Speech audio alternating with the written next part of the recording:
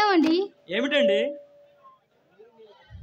మీరు నేను కలిసి పాపని తీసుకొని గుడికి వెళ్దామండి. చూడు శాంభవి, నాకు ఈరోజు చాలా ముఖ్యమైన పని ఉంది. నేను త్వరగా బయటికి వెళ్ళాలి. కనుక మీ అన్నయ్య ధర్మను కలిసి వెళ్ళండి. పోండి, మీరు ఎప్పుడు ఇంతే అలానే మాట్లాడతారు. సరేలేండి, నేను వెళ్తున్నాను.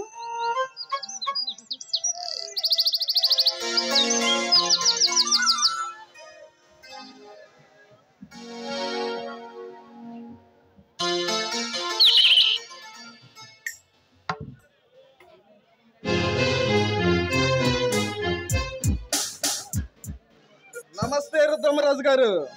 ఓ ఎమ్మెల్యే గారా, ఏంటి ఇలా దయచేశారు? పైగా కమిషనర్ గారిని కూడా వెంట పెట్టుకొచ్చారంటే ఏదో ముఖ్యమైన పని ఉందన్నమాట.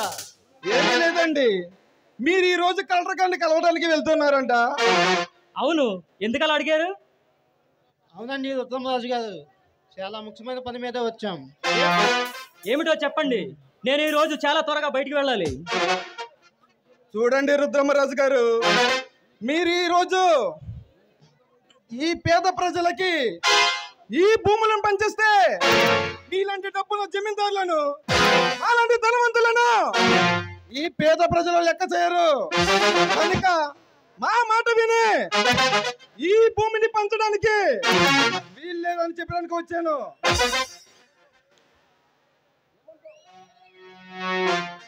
నోరు ముయ్యమంటాను. అలా చెప్పడానికి మీరెవరు?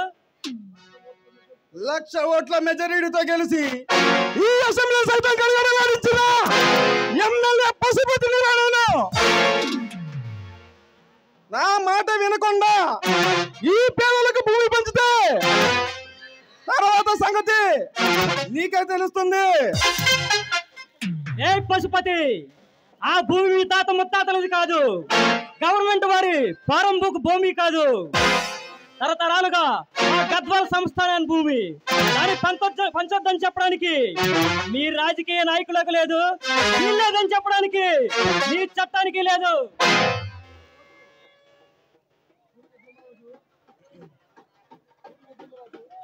రే రుద్రమరాజు,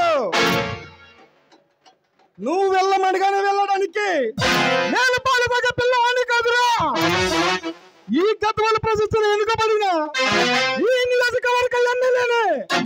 ఒక్క మాటలో చెప్పాలంటే ఈ నియోజకవర్గానికే కాదు, ఈ చుట్టుపక్కల ఉన్న జిల్లాలకు కూడా, ఈ చుట్టుపక్కల ఉన్న ప్రజలను కూడా 3 చెరువులు నీళ్లు త్రాగించి ఎత్తుల హారాలు మడిపించిన ఎమ్మెల్యే పశుపతినిరా.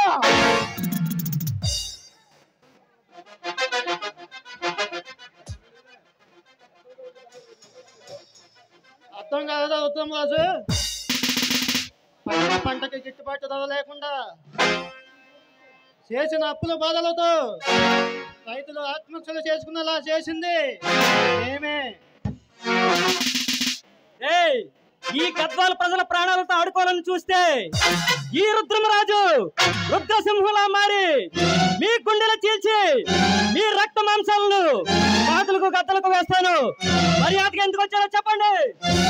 ఏమిటి ఆ పిచ్చి ప్రశ్న? ఈ దుర్గమాలయం చుట్టూ ఉన్న భూమిని పంచడానికి వీల్లేదని నీకు చాలా సార్లు చెప్పే చూసా.